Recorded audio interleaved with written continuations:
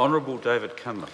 Mr Speaker, I'm pleased to take a call in the dead of the afternoon for the end of this third reading on the Standards and Accreditation Bill to say that Labor utterly and completely opposes it. This bill, sir, is a walking, talking oxymoron of a piece of legislation. The reason for it is that it does precisely the opposite of what good standards legislation should do.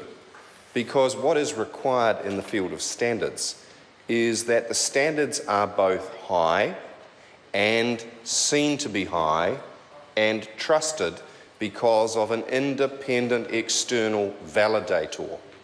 And what this ridiculous piece of legislation does, and it really is a joke, and I'll come on to more about why, is it takes an independent external body and it collapses it within Stephen Joyce fiefdom. It puts it under direct ministerial control within Moby. What a ridiculous backward step.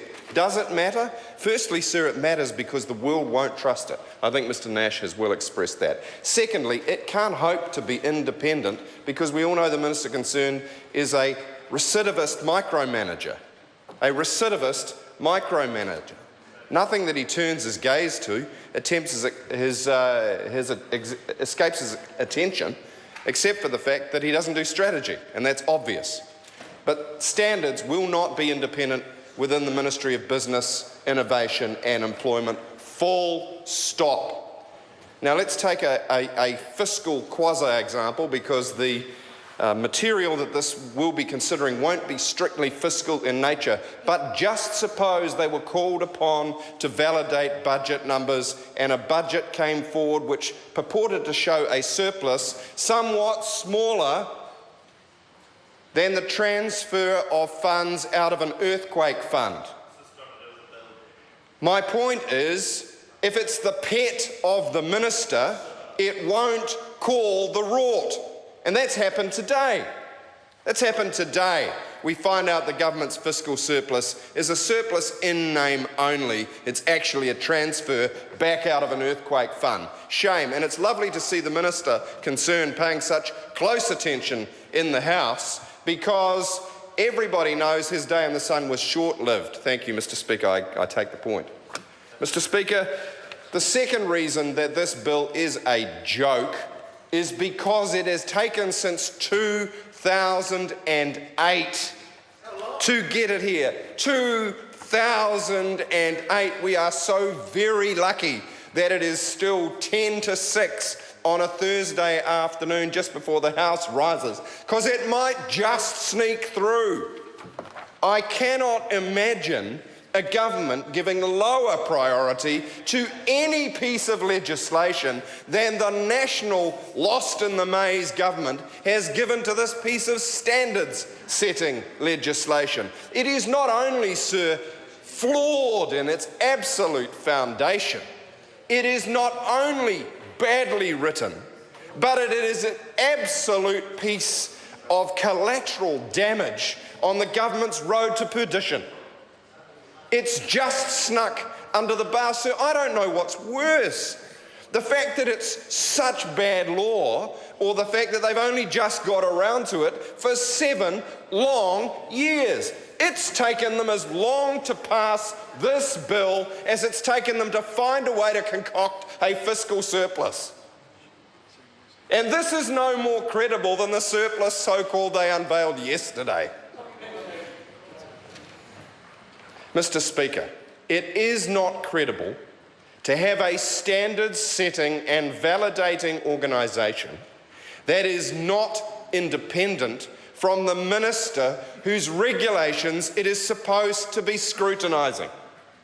Sensitive to that fatal flaw, the government has written the word independent over the statutory officer. The word is there, the deed cannot be there, because it is located within a government department, not its own protected Crown entity, which is how it was.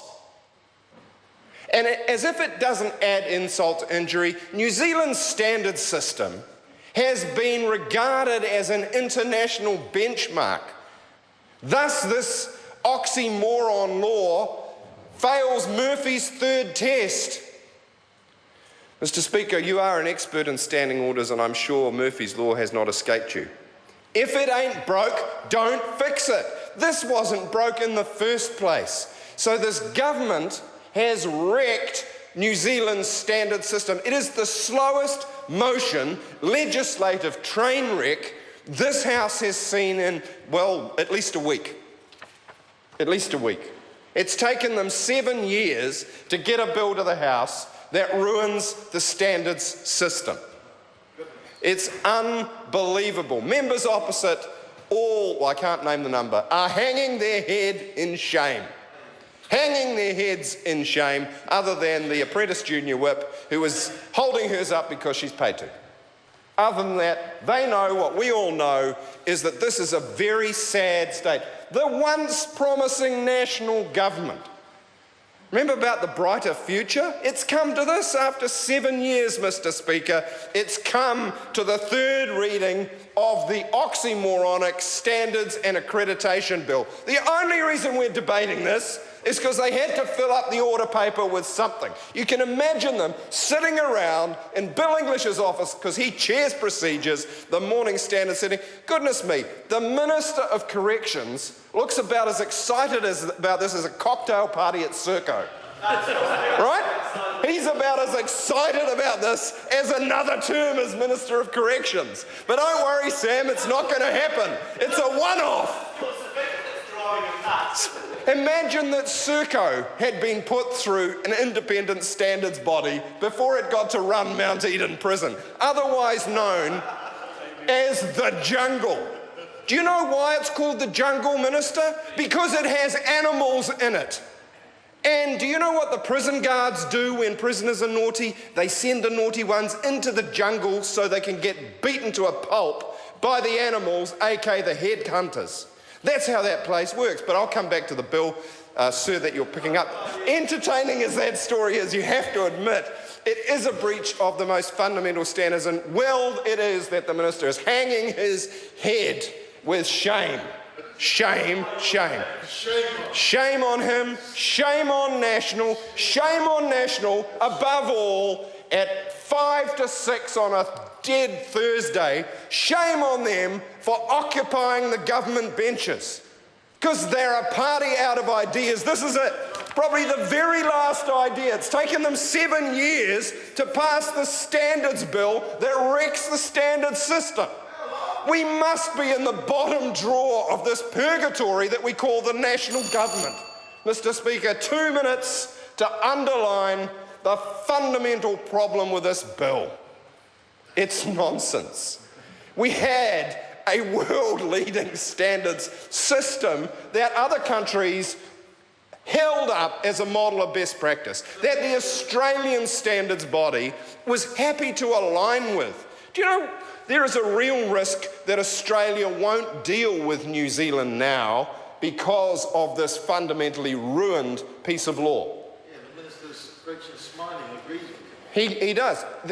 This bill may be right up there with the other things that are going to sour the sauerkraut and the smoked salmon when John Key meets Malcolm Turnbull, right?